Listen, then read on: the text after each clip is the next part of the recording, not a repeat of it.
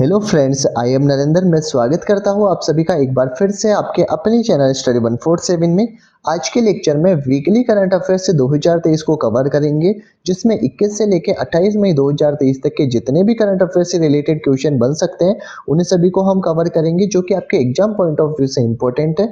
साथ ही क्वेश्चन से related important GK को भी कवर करेंगे।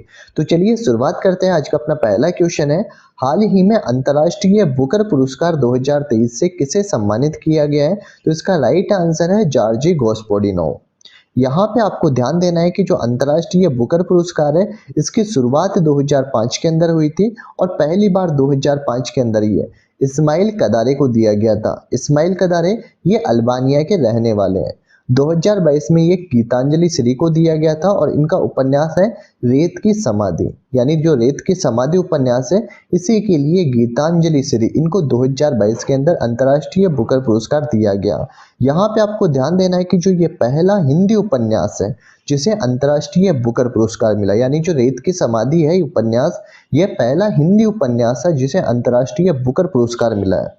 2023 के अंदर ये जॉर्जी गोस्पोडिनोव को दिया गया है, जो कि कहाँ के निवासी है? ये बुल्गारिया के निवासी है। और इनका उपन्यास की बात की जाए तो टाइम शेल्टर, यह उपन्यास है जॉर्जी गोस्पोडिनोव का, इसीलिए इनको ये अंतर्राष्ट्रीय बुकर पुरस्कार दिया गया है। द टाइम शेल्टर जो है, इस उपन्यास का अनुवाद ये एंजेला रोडेल ने किया है। नेक्स्ट क्वेश्चन है, हाल ही में बांग्लादेश ने किस देश के साथ संयुक्त नौसैनिक अभ्यास, जिसका नाम क्या है? टाइगर शार्क 14, ये प्रारंभ किया है? तो बांग्लादेश और एक किया है संयुक्त राज्य अमेरिका ने। यानी ध्यान देना है, बांग्लादेश और संयुक्त राज्य अमेरिका, इन दोनों के मध्य में होता है टाइगर शार्क 40 युद्ध अभ्यास।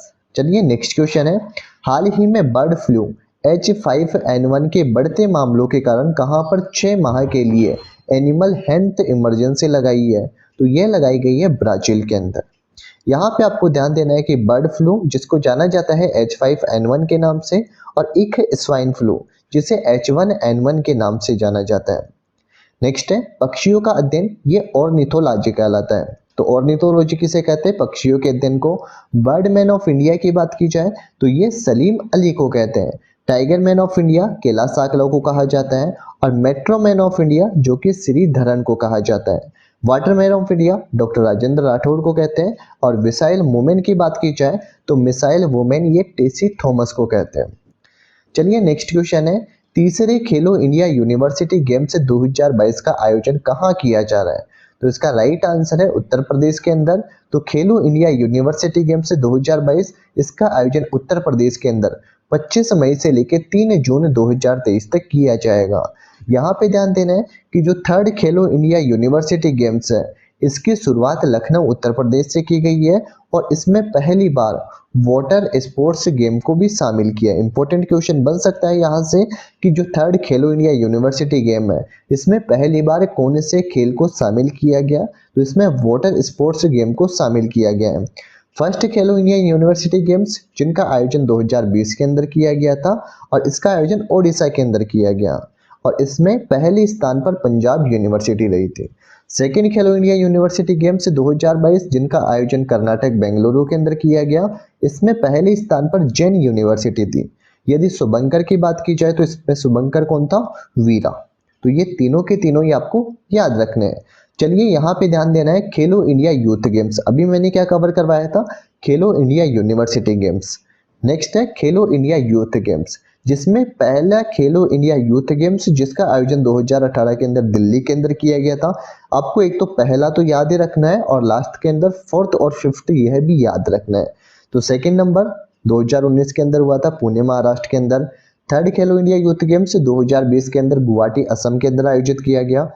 फोर्थ नंबर के खेलो इंडिया यूथ गेम्स 2021 के अंदर पंचकुला हरियाणा के अंदर इनका आयोजन किया गया, और फिफ्थ नंबर पे 2022 के अंदर इसका आयोजन किया गया है भोपाल मध्य प्रदेश के अंदर। तो भोपाल मध्य प्रदेश के अंदर खेलो इंडिया यूथ गेम्स का 5वां संस्करण जो कि 2022 के अंदर आयोजित किया गया था। नेक्स्ट क्वेश्चन है, देश का सबसे बड़ा हाईकोर्ट भवन कहाँ स्थित है? राइट आंसर है झारखंड राज्य के अंदर। तो देश का सबसे बड़ा हाईकोर्ट भवन जो कि रांची झारखंड के अंदर स्थापित किया गया है और इसका उद्घाटन राष्ट्रपति द्रौपदी मुर्मू ने किया है। यहीं पे हम कुछ प्रमुख त्योहारों को भी कवर कर लेते हैं, जैसे नुआखाई त्योहार हो गया, धानु यात्रा पर्व और एक है रज धर्म पर्व। ये तीनों के तीनों त्योहार कहाँ के हैं? ओडिशा राज्य से संबंधित है। पतंग महोत्सव जो कि गुजरात के अंदर मनाया जाता है। सूरजकुंड मेला कहाँ पे? हरियाणा के अंदर यह आयोजित किया जाता है। अम्बुबाची का मेला जो कि असम के अंदर आयोजित किया जाता है, कहाँ पे? कामाख्या माता के मंदिर के अंदर। मांडू महोत्सव हो गया, निमाड़ी मिर्च महोत्सव, ये दोनों के दोनों मध्य प्रदेश में आयोजित किए जाते हैं। हॉर्नबिल महोत्सव जो कि नागालैंड के अंदर मनाया जाता है। चापचार कूट की बात की जाए, ये मिजोरम के अंदर बनाया जाता है और इसे बम्बू डांस के नाम से भी जाना जाता है। बम्बू नृत्य जो कि मिजोरम के अंदर बनाया जाता है। जो चापचार कूट था ना, इसे बम्बू डांस के नाम से भी जाना जाता है, जो कि कहाँ पे बनाया जाता है? ये मिजोरम के अंदर। नेक्स्ट क्वेश्चन है, हाल ही में क्वाड शिखर सम्मेलन 2023 का आयोजन कहाँ किया गया? तो राइट आंसर है जापान। क्वाड 2023 का आयोजन अभी हाल ही में जापान के अंदर किया गया। यहाँ पे ध्यान देना है कि इसका आयोजन पहले ऑस्ट्रेलिया के अंदर किया जाना था, लेकिन किसी कारणवश इसका आयोजन कहाँ पे किया गया? जापान के अंदर। क्वाड के अंदर टोटल 4 देश शामिल है। ऑस्ट्रेलिया हो गया, भारत, जापान और एक है अमेरिका। ये 4 देश क्वाड के अंदर शामिल है। क्वाड इसकी संकल्पना 2007 के अंदर दी थी, जापान के प्रधानमंत्री शिंजो अबे ने दी थी, लेकिन इसकी गठन जो है ये 2017 के अंदर किया गया था। इसकी स्थापना ये चीन को काउंटर करने के लिए इसकी स्थापना की गई थी। तो यहाँ पे एक तो बात ध्यान रखनी है कि इसकी संकल्पना तो 2007 के अंदर दी थी, लेकिन गठन किया गया था 2017 के अंदर। 2024 की बैठक का आयोजन ये भारत के अंदर किया जाएगा। तो 23 का तो आयोजन कहाँ पे किया गया? जापान के अंदर, लेकिन 2024 की बैठक का आयोजन अपने देश भारत के अंदर किया जाएगा। मालाबार युद्ध अभ्यास जो कि 1992 के अंदर भारत और अमेरिका के मध्य होता था, लेकिन सन 2015 के अंदर इसमें जापान को भी शामिल कर लिया गया और 2020 के अंदर इसमें ऑस्ट्रेलिया भी शामिल हो गया। तो जो मालाबार युद्ध अभ्यास है ना, ये क्वेड संगठन का एक युद्ध अभ्यास है। तो यहाँ से भी डायरेक्ट क्वेश्चन बन जाता है कि क्वाड संगठन का युद्ध अभ्यास कौन सा है? तो ये मालाबार युद्ध अभ्यास है, जिसकी शुरुआत 1992 में हुई थी। नेक्स्ट क्वेश्चन है, विश्व एथलेटिक्स भाला फेंक रैंकिंग 2023 में पहला स्थान किस एथलीट को प्रदान किया गया? तो इसका राइट आंसर है नीरज चोपड़ा। यहाँ पे ध्यान देना है, हम बात करेंगे टोक्यो ओलंपिक 2020 की, तो पदक तालिका के अंदर अमेरिका ये पहले स्थान पर था, जिसने टोटल 39 गोल्ड मेडल जीते थे और कुल पदक 113 पदक जीते थे। सेकेंड नंबर पे था चीन, जिसने टोटल 38 गोल्ड मेडल जीते थे। पदक तालिका में जापान ये तीसरे स्थान पर थे, जिसमें 27 गोल्ड मेडल ये जापान ने जीते थे। यदि भारत की बात की जाए तो भारत इस पदक तालिका के अंदर 48वें नंबर पर था। भारत के पास में एक तो गोल्ड मेडल, 2 सिल्वर मेडल और 4 थे ब्रॉन्ज मेडल। जो गोल्ड मेडल है ये नीरज चोपड़ा ने जीता है। नीरज चोपड़ा जो कि भाला फेंक थे, यानी भाला फेंक से संबंधित है नीरज चोपड़ा। टोक्यो ओलंपिक 2020 के अंदर यदि उद्घाटन समारोह के अंदर भारत के ध्वजवाहक की बात की जाए तो ये मनप्रीत सिंह और एक थे मेरी कॉम, ये दोनों के दोनों हैं। और 2020 के अंदर इस समापन समारोह में ध्वजवाहक कौन थे? ये बजरंग पूनिया थे। तो दोनों ही याद रखने, उद्घाटन समारोह में तो मनप्रीत सिंह और मेरी कॉम, जबकि समापन समारोह में बजरंग पूनिया थे। यहाँ पे हम टोक्यो ओलंपिक में पदक जीतने वाले खिलाड़ियों को भी कवर करेंगे। जो नीरज चोपड़ा है ये भाला फेंक खेल खेलते हैं और इन्होंने गोल्ड मेडल जीता था। मीराबाई चानू वेट लिफ्टिंग के खिलाड़ी है, जिन्होंने सिल्वर मेडल जीता। रवि दहिया ये कुश्ती से संबंधित है और इन्होंने भी सिल्वर मेडल जीता था। बाकी पीवी सिंधु बैडमिंटन से संबंधित है, जिन्होंने कांस्य पदक जीता है। लवलीना बोरगोहेन मुक्केबाजी से संबंधित है, इन्होंने भी कांस्य पदक जीता। पुरुष हॉकी टीम, और जो पुरुष की हॉकी टीम थी ना, इन्होंने जर्मनी की टीम को हराया था और इन्होंने कांस्य पदक जीता। बजरंग पूनिया जो कि कुश्ती से संबंधित है, इन्होंने भी कांस्य पदक जीता था। यहाँ पे हम बात कर रहे हैं नीरज चोपड़ा जो कि भाला फेंक से संबंधित थे और इन्होंने गोल्ड मेडल जीता था। तो नीरज चोपड़ा ने 87.58 मीटर भाला फेंक कर गोल्ड मेडल जीता था और ये हरियाणा के निवासी थे।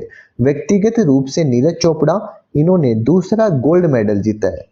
व्यक्तिगत रूप से बात की जाए कि पहला गोल्ड मेडल ये 2008 के अंदर बीजिंग ओलंपिक के अंदर अभिनव बिंद्रा ने जीता था। नेक्स्ट क्वेश्चन है, हाल ही में विशेष बच्चों के लिए निरामया स्वास्थ्य बीमा योजना कहाँ प्रारंभ की गई? तो इसका राइट आंसर है आंध्र प्रदेश। इस योजना के तहत विशेष बच्चों के लिए ये शुरू की गई है, जैसे विकलांग व्यक्ति हो गए, इनके लिए इसकी शुरुआत की गई है और इस योजना में 1 लाख रुपए प्रति वर्ष स्वास्थ्य बीमा दिया जाएगा विकलांग व्यक्तियों को। नेक्स्ट क्वेश्चन है, हाल ही में प्रधानमंत्री नरेंद्र मोदी किस द्वीपीय राष्ट्र की यात्रा करने वाले पहले भारतीय प्रधानमंत्री बने?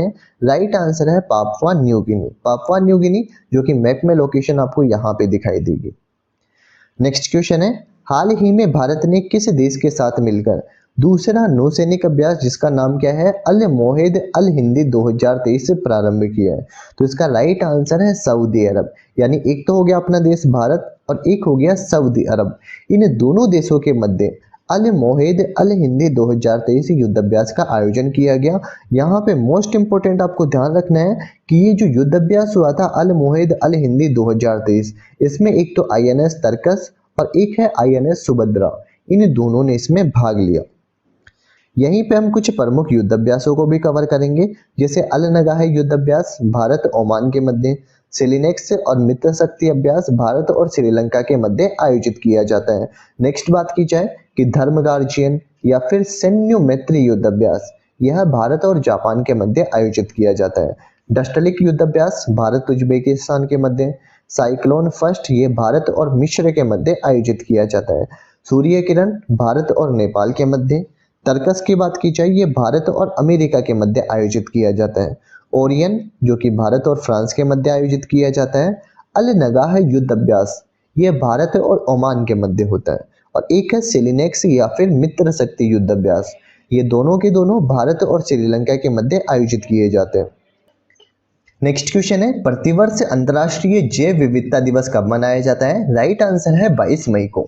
यहीं पे ध्यान देना है कि जैव विविधता संरक्षण कन्वेंशन ये 22 मई 1992 को हुआ था, इसीलिए 22 मई को अंतर्राष्ट्रीय जैव विविधता दिवस मनाया जाता है। इस बार की इसकी थीम है from agreement to action. Kunming Montreal घोषणा पत्र, इसका संबंध किससे है? जैव विविधता से। यहाँ से भी मोस्ट इंपोर्टेंट क्वेश्चन बनता है कि कुनमिंग घोषणा पत्र का संबंध किससे है? तो ये जैव विविधता से संबंधित है। कोप 15 मॉन्ट्रियल कनाडा के अंदर इसका आयोजन किया गया। कोप 15 इसकी मेजबानी चीन ने की थी। भारत में पूरे विश्व की कितने प्रतिशत जैव विविधता पाई जाती है? तो इसका राइट आंसर ध्यान देना है 8% जैव विविधता ये पाई जाती है भारत के अंदर पूरे विश्व की। भारत में बायोलॉजिकल हॉटस्पॉट की बात की जाए तो ये एक तो पश्चिमी घाट है और एक है पूर्वी हिमालय। सर्वाधिक जैव विविधता ये अमेजोन वर्षा वन ब्राजील के अंदर पाई जाती है। नागोया प्रोटोकॉल, इसका संबंध जैव विविधता से। नेक्स्ट क्वेश्चन है, किस देश ने वर्ष 2025 को विशेष पर्यटन वर्ष के रूप में नामित किया है? राइट आंसर है नेपाल। नेपाल के राष्ट्रपति ये रामचंद्र पांडे है और राजधानी की बात की जाए तो यहाँ की राजधानी काठमांडू है। यहीं पे ध्यान देना है कि जो सार्क संगठन है इसकी स्थापना 1985 के अंदर हुई थी और सार्क में टोटल 8 देश शामिल है। सार्क का मुख्यालय ये काठमांडू के अंदर स्थित है जो कि नेपाल की राजधानी है। माउंट एवरेस्ट जो कि नेपाल के अंदर स्थित है, इसकी कुल हाइट 8,848 मीटर है और इसे नेपाल में सागर माथा के नाम से जाना जाता है। नेक्स्ट क्वेश्चन है, इटालियन ओपन टेनिस टूर्नामेंट में पुरुष एकल वर्ग में खिताब जीतने वाले डेनियल मेदवेदेव, इनका संबंध किस देश से? तो इसका राइट आंसर है रूस से। यानी जो डेनियल मेदवेदेव है जिन्होंने इटालियन ओपन टेनिस टूर्नामेंट में पुरुष एकल का खिताब जीता है, ये रूस के निवासी है। यहीं पे हम देख लेते हैं कि जो इटालियन ओपन है इसमें पुरुष विजेता तो कौन है? डेनियल मेदवेदेव जो कि रूस के निवासी है और महिला विजेता है रेबेकिना जो कि कहाँ की है? कजाकिस्तान की। नेक्स्ट यहीं पे ध्यान देना है ऑस्ट्रेलियन ओपन। ऑस्ट्रेलियन ओपन जिसमें पुरुष में तो विजेता नोवाक जोकोविच है जो कि सर्बिया के निवासी है और महिला के अंदर आर्यन सबलेंका है जो कि बेलारूस की निवासी है।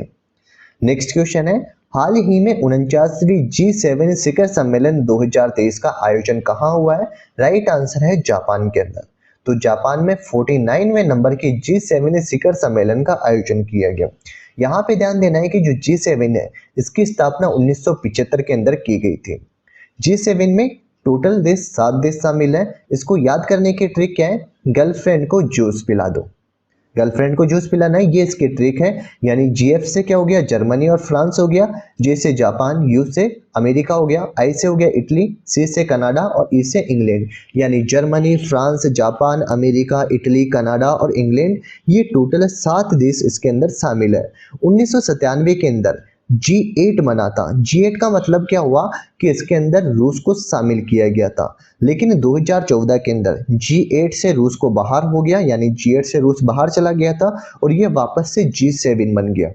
G7 इसके अंदर अपना देश भारत शामिल नहीं है, लेकिन जो 49वीं बैठक हुई थी जो कि हिरोशिमा जापान के अंदर आयोजित की गई, यहाँ पे भारत की तरफ से प्रधानमंत्री नरेंद्र मोदी इन्होंने इसके अंदर भाग लिया था और इस बैठक के अंदर 10 सूत्री आह्वान शामिल किया गया। यहाँ से भी इंपॉर्टेंट क्वेश्चन देखने को मिल जाएगा कि 10 सूत्री आह्वान जो है यह या तो ऐसे क्वेश्चन बन जाएगा कि G7 की कौन सी बैठक के अंदर 10 सूत्री आह्वान शामिल किया गया, तो 49वीं बैठक के अंदर 10 सूत्री आह्वान शामिल किया, यानी 10 कार्य करने हैं अगले 10 सालों के अंदर, यही है 10 सूत्री आह्वान। नेक्स्ट क्वेश्चन है, ब्रिटिश सुरक्षा परिषद द्वारा किस भारतीय हवाई अड्डे को प्रथम श्रेणी में अंतर्राष्ट्रीय सुरक्षा पुरस्कार से सम्मानित किया गया? राइट आंसर है त्रिची एयरपोर्ट।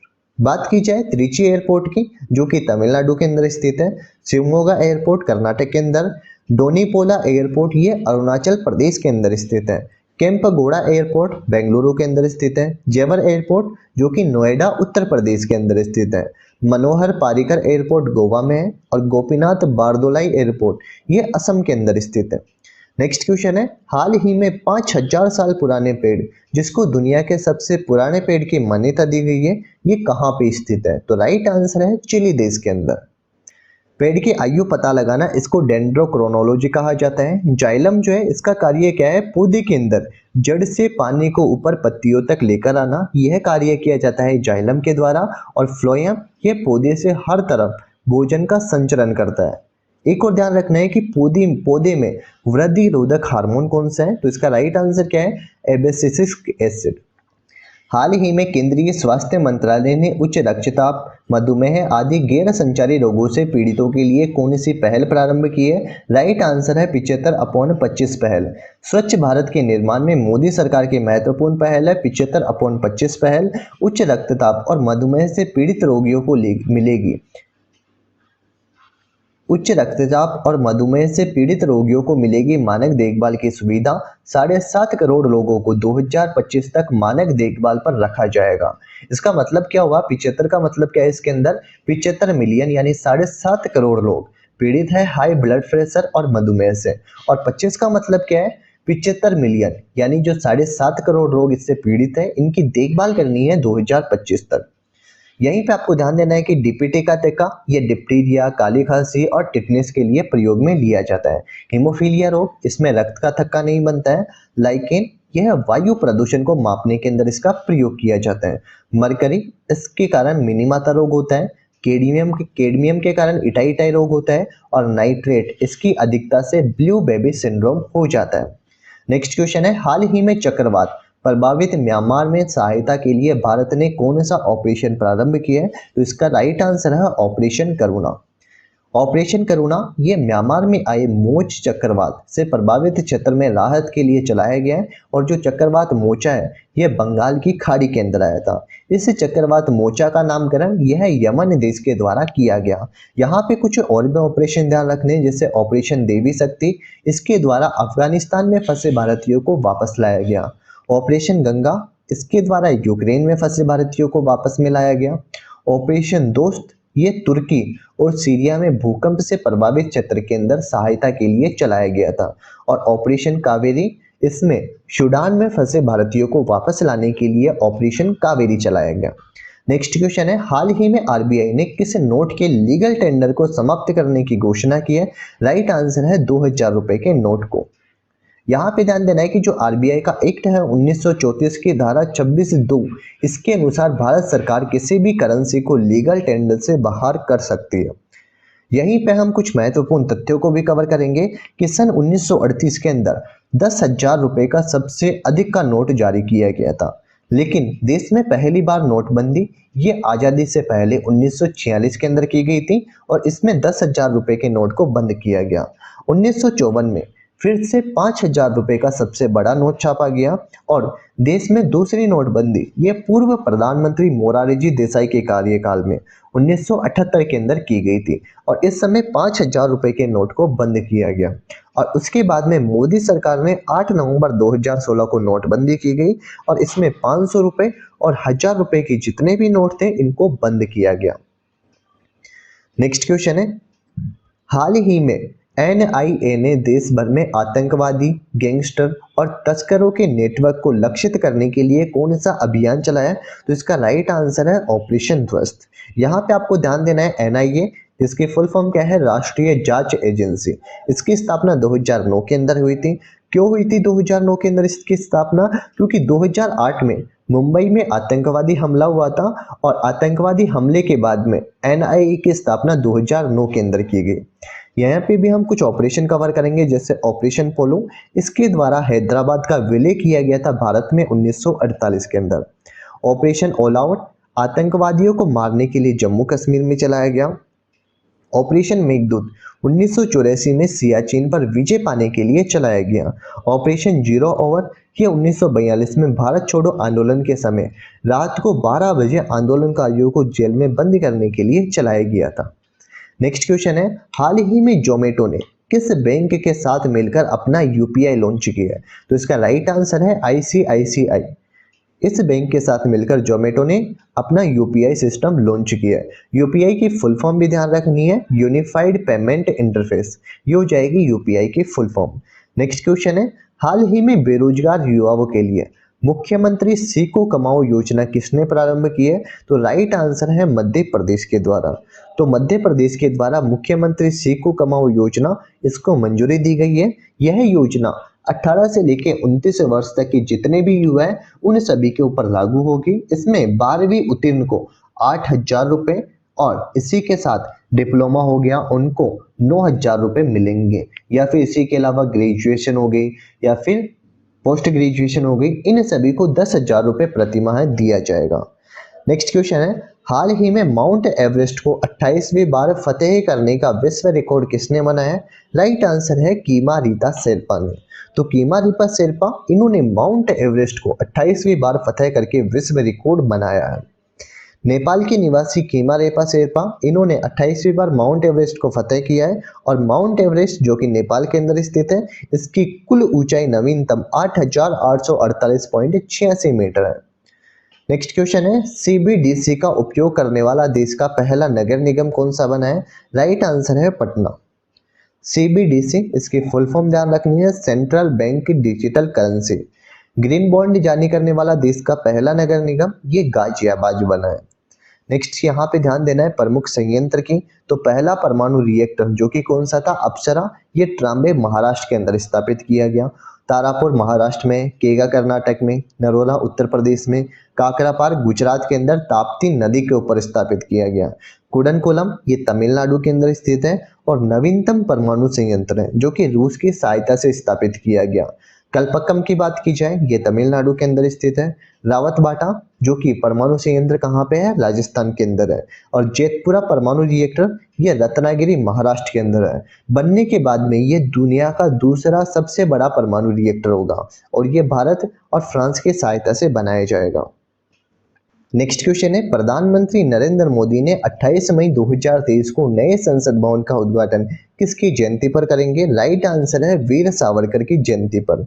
यहीं पे हम जो नए संसद भवन है इसके रिलेटेड कुछ महत्वपूर्ण तथ्यों को कवर करेंगे जो कि आपके एग्जाम के लिए मोस्ट इंपॉर्टेंट है। तो सबसे पहले बात कर लेते हैं कि नए संसद भवन इसके निर्माण में टोटल 970 करोड़ रुपए खर्च हुए हैं। आकृति की बात की जाए तो इसकी आकृति त्रिभुजाकार या फिर त्रिकोणीय आकृति है। लोकसभा का प्रतीक चिन्ह इंपॉर्टेंट है, ध्यान रखना है। इसके अंदर ये जो नया संसद भवन है इसमें लोकसभा का प्रतीक चिन्ह तो मोर रखा गया है और राज्यसभा का प्रतीक चिन्ह इसमें कमल रखा गया है। लोकसभा में 888 एमपी बैठ सकते हैं जबकि राज्यसभा के अंदर 348 एमपी ये बैठने की व्यवस्था की गई है इसमें। नए संसद भवन बनाने वाली कंपनी है टाटा कंपनी और नए संसद भवन के लिए सेंट्रल विस्टा प्रोजेक्ट चलाया गया था टाटा कंपनी के द्वारा।